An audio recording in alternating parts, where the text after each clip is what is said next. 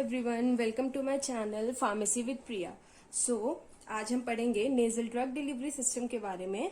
तो सबसे पहले देखते हैं कि नेजल ड्रग डिलीवरी है क्या। What is nasal drug delivery? Administration of drug through the nasal route is referred to as nasal drug delivery. तो इसमें क्या बोला है कि जब भी हम ड्रग को एडमिनिस्टर करते हैं through the nasal route, nasal route means what? Nasal route is जब आप उसको नोज के थ्रू देते हो तो उसको हम क्या बोलते हैं? उसको बोलते हैं नेजल ड्रग डिलीवरी सिस्टम। जैसे कि ओरल ड्रग डिलीवरी में क्या होता है, हम ओरली देते हैं, वैसे ही नेजल में हम नेजल के थ्रू देते हैं। In this route drugs are insufflated through the nose. It can be a form of either topical administration और सिस्टमिक एडमिनिस्ट्रेशन। तो इस रूट में हम क्या करते हैं, हम ड्रग्स को इंसफलेट करते हैं नोज से, नोज के थ्रू देते हैं। और उसकी फॉर्म क्या हो सकती है? It can either be topical भी हो सकती है या फिर आप सिस्टमिकली भी दे सकते हो। As the drugs thus locally delivered can go on to have either purely local or systemic effects, क्योंकि जो आप ड्रग डिलीवर कर रहे हो या तो उसका लोकल इफेक्ट हो सकता है या फिर उसका सिस्टमिक इफेक्ट हो सकता है। तो समझ आया? मैंने अभी तक आपको बताया कि ये आपकी जो ड्रग है आप उसको एडमिनिस्टर कर रहे हो, कहाँ से एडमिनिस्टर कर रहे हो? नेजल रूट से। तो उसको हमने नेजल ड्रग डिलीवरी बोल दिया, ठीक है। और इस रूट पे हम क्या करते हैं, हम ड्रग्स को इंसफलेट करते हैं थ्रू द नोज, नोज के थ्रू देते हैं, जो कि अंदर जाके आपको लोकल इफेक्ट भी दे सकता है एज वेल एज आपको सिस्टमिक इफेक्ट भी वो दे सकता है, right. Therapy through intranasal administration has been accepted as form of treatment in the Ayurvedic system and also called as nasya karma. तो यहाँ पे ये बोल रहे हैं कि जो इंट्रानेजल एडमिनिस्ट्रेशन के थ्रू हम ड्रग्स देते हैं वो एक एक्सेप्टेड फॉर्म है और उसको आयुर्वेदिक सिस्टम में क्या कहा गया है? नसाया कर्मा भी कहा गया है। Intranasal medication administration offers a truly needle-less solution to drug delivery। अब बेटा इसमें क्या होता है कि देखो, निडल से तो आप नहीं दे रहे हो ना, तो निडल लेस हो गया तो ये तो एक एडवांटेज हो गया। भाई कई लोगों को निडल से, इंजेक्शन से डर लगता है, तो उस केस में क्या है, क्या चीज हो जाएगी? अगर हमें नोज से दे दें हम लोग ड्रग्स को तो कितना ईजी हो जाएगा, है ना। पेशेंट कंप्लायंस भी कितना बढ़ जाएगा। Anatomy of nasal cavity. अब हम आते हैं एनाटमी पे, जो हम डायग्राम के थ्रू समझेंगे। It is divided into two halves by nasal septum. It contains 3 regions। तो जो आपकी एनाटमी है, सबसे पहले तो एनाटमी होता क्या है? एनाटमी मतलब कि जो आपका इंटरनल स्ट्रक्चर है, तो वो डिवाइडेड है 2 हाफ्स में नेजल सेप्टम के थ्रू। एक नोज है, उसमें आपका नेजल सेप्टम है, तो उसमें क्या हो गया आपके कि उसमें 3 रीजन्स हैं आपके, ठीक है। It is divided into 2 halves by nasal septum. It contains 3 regions. वो 3 रीजन्स क्या क्या है आपके? Nasal vestibule, olfactory region and respiratory region. तो हम देखते हैं अभी पीछे थोड़ा सा इससे पढ़ के। Nasal cavity is covered with mucous membrane which contains goblet cells and secretes mucus। तो अब देखते हैं नेजल कैविटी कहाँ पर है। यहाँ पे आप लोग देख सकते हो, इस डायग्राम के थ्रू आपको ज्यादा समझ आएगा। ये बेटा पूरी नेजल कैविटी है। तो नेजल कैविटी के लिए हमने क्या लिखा हुआ है कि वो म्यूकस मेम्ब्रेन से कवर्ड है, म्यूकस मेम्ब्रेन से पूरी कवर्ड है। और उसमें कौन से टाइप के सेल्स है? गॉबलेट सेल्स है। अब म्यूकस से कवर्ड है तो आप ऐसे याद रख लो कि कवर्ड विद म्यूकस मेम्ब्रेन, तो क्या सिक्रीट करेगी? म्यूकस सिक्रीट करेगी, राइट। मैंने आपको क्या बताया कि जो एनाटमी है, जो अंदर का स्ट्रक्चर है, वो 2 हाफ में डिवाइडेड है बाय नेजल सेप्टम। मान लो फॉर एग्जाम्पल अगर ये आपकी नोज है, सॉरी फॉर दी मीन्स बहुत गंदी ड्राइंग बनी है, सॉरी। तो इसमें आपको 2 हाफ से मैंने डिवाइड कर दिया नेजल सेप्टम, मान लो इसको बीच का, और ये 2 हाफ में डिवाइडेड हो गई नोज आपकी, ठीक है। तो ये क्या बोल रहा है कि इसमें 3 रीजन्स है। फर्दर 3 रीजन्स होते हैं। नेजल वेस्टिब्यूल बोल रहा है, ऑल्फैक्टरी रीजन बता रहा है और रेस्पिरेटरी बता रहा है, ठीक है। ये तो आपका ब्रॉड हो गया। उसके बाद बोल रहा है कि अंदर की जो नेजल कैविटी है उसमें क्या क्या है? वो कवर्ड है म्यूकस मेम्ब्रेन से, जिसमें गॉबलेट सेल्स है। अब हमेशा याद रखना कि ये आपकी नेजल कैविटी है, इसमें म्यूकस मेम्ब्रेन से कवर्ड है, गॉबलेट सेल्स है, और क्या रिलीज करेगी? म्यूकस ही सिक्रीट करेगी, ठीक है। क्लियर है? उसके बाद हम आते हैं इसके एडवांटेजेस पे। एक बार डायग्राम और देख लो आप लोग अच्छे से थोड़ा सा कि इसमें क्या क्या है। ये नेजल वेस्टिब्यूल है, जो ये वाला स्ट्रक्चर है। आपको इसके एनाटॉमी ज्यादा नहीं करनी कि बहुत अच्छे से करनी है, क्योंकि यू आर फ्रॉम फार्मेसी, तो आप इसको नेजल ड्रग डिलीवरी पढ़ रहे हो, तो इसलिए मैंने आपको ये एक बार डायग्राम इसलिए दे दिया है जिससे आपको थोड़ा क्लियर हो जाए कि नोज है क्या। भाई ऑक्यूलर पढ़ते हो तो ऑक्यूलर में भी आई का स्ट्रक्चर देखते हैं ना, वैसे ही इस हिसाब से मैंने आपको ये दे दिया, इसलिए मैंने यहाँ पे ज्यादा एक्सप्लेन नहीं किया है, ठीक है। ये आपका नेजल वेस्टिब्यूल, ये आपकी नेजल कैविटी, ये हो गया फ्रंटल साइनस, एक बार देख लेते हैं, ये हो गया सुपीरियर टर्बिनेट, मिडिल टर्मिनेट, क्योंकि ऊपर है तो सुपीरियर, बीच में है तो मिडिल, और लास्ट का हो गया इंफीरियर टर्बिनेट। ये हो गया स्फीनोइड साइनस। ये जो चीज देख रहे हो ना बच्चों, ये this is a sphenoid sinus. Now adenoid pad, और ये हो गया नेसोफेरिंग्स, उस्टेचियन ट्यूब ओरिफिस, और क्या बचा, फोसा ऑफ रोसेन्यूसेलर, ये वाली चीज। ठीक है, एनाटमी हो गया। नेजल ड्रग डिलीवरी क्या है, थोड़ा सा बेसिक वो हो गया। अब आते हैं इसके एडवांटेजेस क्या। ऑब्वियसली अगर हम इसे पढ़ रहे हैं तो कुछ ना कुछ एडवांटेजेस तो होंगे, वरना हम इसे क्यों ही पढ़ेंगे। ठीक है, तो एडवांटेजेस देखते हैं। Drug degradation that is observed in the gastrointestinal tract is absent. Okay, जो आप ड्रग देते हो बच्चों, जब ओरली देते हो तो गैस्ट्रोइंटेस्टाइनल ट्रैक्ट में जाके क्या होती है, what we usually see is वो डिग्रेड हो जाती है, खराब हो जाती है। तो ये चीज आपकी नोज से अगर आप दोगे, नेजल रूट से दोगे तो नहीं होती है। Hepatic first pass metabolism is avoided.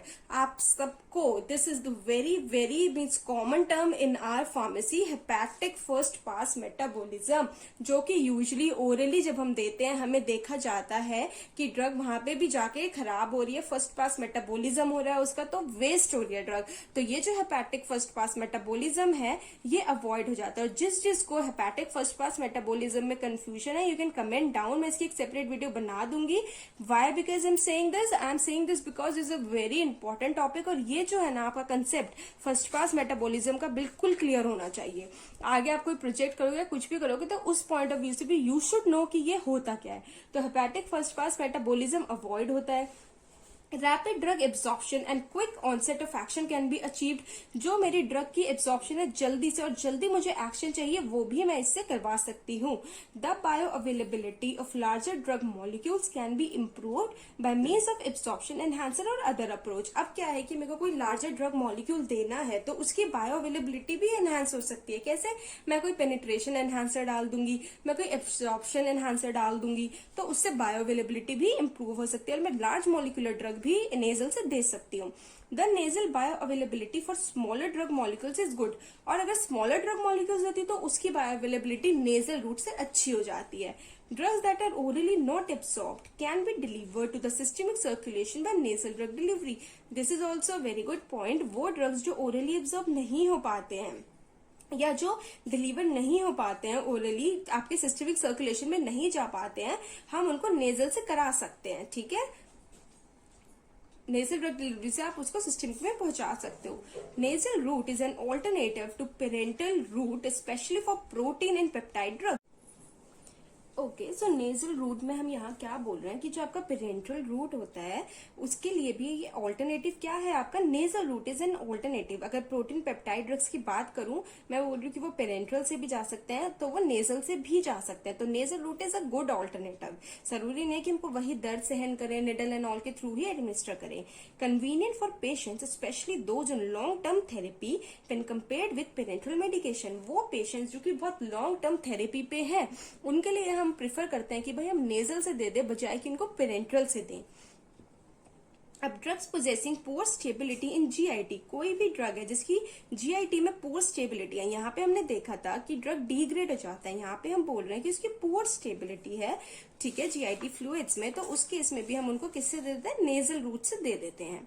Polar compounds exhibiting poor oral absorption may be particularly suited for this route of delivery. अब वो polar compounds जो कि poor oral absorption दिखाते हैं, ठीक है, उनको भी हम पर्टिकुलरली इस रूट ऑफ डिलीवरी से दे देते हैं, नेजल से दे देते हैं।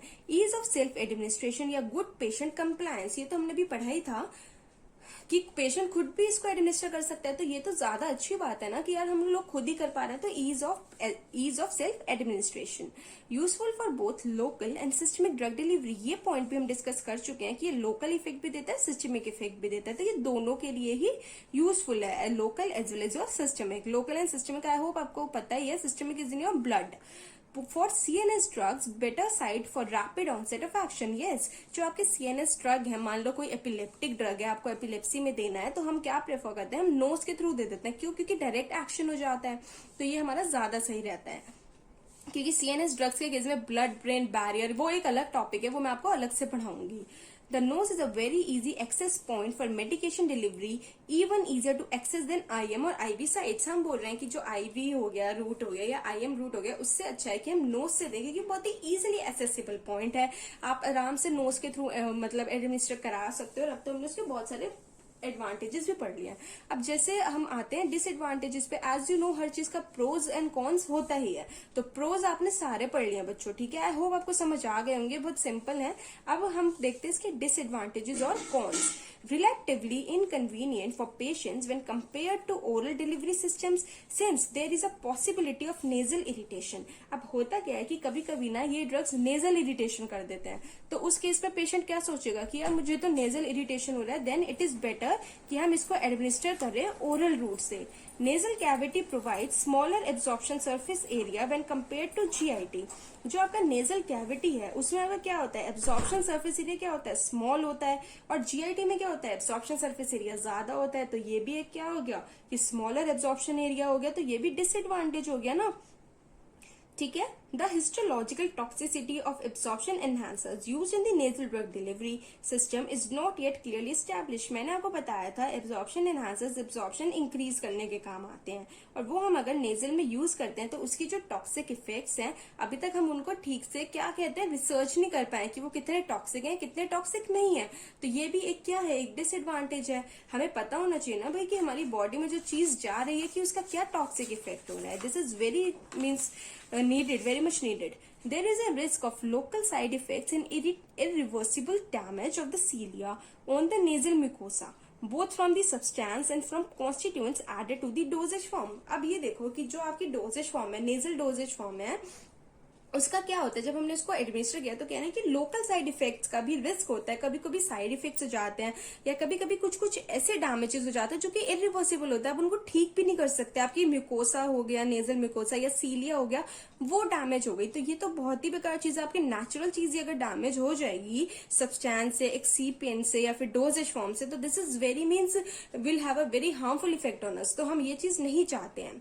फिफ्थ पॉइंट देखते हैं, certain surfactants used as chemical enhancers may disrupt and even dissolve membrane in high concentration। तो हम बोल रहे हैं कि कुछ कुछ सर्फेक्टेंट जो हम डालते हैं वो क्या करते हैं, हमारी जो मेम्ब्रेन है कभी कभी उसको भी डिसॉल्व कर देते हैं। तो क्या हम ये चीज चाहते हैं कि हमारी नेचुरल मेम्ब्रेन डिसॉल्व हो जाए? No, nobody wants that. तो ये भी एक डिसएडवांटेज है। There could be a mechanical loss of the dosage form into the other parts of the respiratory tract like lungs because of the improper technique of administration। मान लो कोई है जिसने administer किया बट उसने गलत टेक्निक से कर लिया बच्चों, तो उस केस में क्या होता है कि या तो वो आपके लंग्स में जा सकता है, ठीक है, या फिर वो आपको जो डोजेज फॉर्म है एक तो उसकी तो वेस्टेज हुई सो हुई, बट वो लंग्स एंड ऑल में भी चला गया, तो ये भी बहुत गलत है ना। हमें लंग्स में पहुंचाना नहीं है, अब लंग्स में चला जाएगा, क्या पता उस ड्रग का वहां गलत इफेक्ट हो जाए, क्या पता, क्या होता ही है ना, साइड इफेक्ट तो होएगा ही ना। तो ये भी एक बहुत ही बड़ा डिसएडवांटेज है।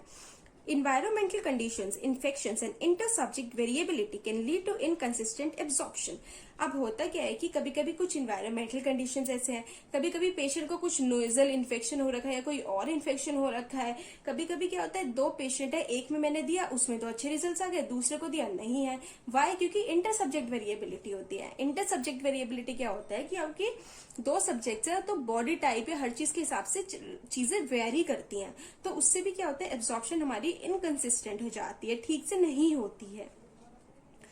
Eighth point, once administered, removal of the therapeutic agent from the site of absorption is difficult। अगर एक बार मैंने इसको एडमिनिस्टर कर दिया, ठीक है, और मेरे को बाद में पता लग रहा है कि यार हमने गलत ड्रग दे दिया, या ये ड्रग नहीं था वो ड्रग देना था, या डोज गलत हो गई, समथिंग लाइक दैट, तो हम क्या कह रहे हैं, हम एब्जॉर्प्शन साइट से ना उसको रिमूव नहीं करा पाते, बहुत ही डिफिकल्ट स्टेप हो जाता है वो। Short time span is available for absorption due to rapid clearance. देखो जैसे ही हम देते हैं तो क्लियरेंस बहुत जल्दी हो जाती है, तो जब इतनी जल्दी क्लियरेंस हो जाएगी तो मुझे तो एब्सॉर्प्शन का टाइम ही नहीं मिलेगा मेरी ड्रग को, तो short time span is available for absorption, तो वो भी गलत है।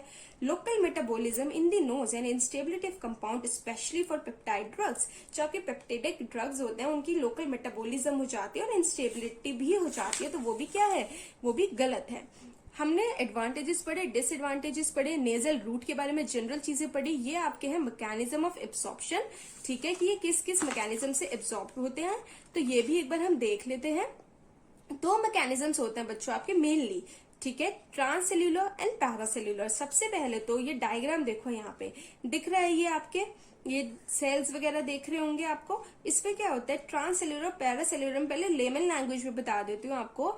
जब भी आप अपने ड्रग्स का ट्रांसपोर्ट कर रहे हो, ठीक है, अगर आपकी ड्रग यहां से ऐसे पास हो रही है, ऐसे करके देख रहे हो इन दोनों के बीच में से, उसको तुम पैरासेल्यूलर बोलते हो। और जब वो ऐसे जा रही है सीधा सीधा, देख रहे हो ये वाला एरो, इसको हम ट्रांससेल्यूलर बोलते हैं। देखो, transport of lipophilic drugs through cell member, active transport और transport through opening of tight junction. It is defined as the passage of drugs across the GI epithelium. इसमें अक्रॉस भी इंपॉर्टेंट वर्ड है, across होता है। और paracellular में involves aqueous route of transport, this is slow and passive. और इसमें tight through the tight junctions of epithelial cell.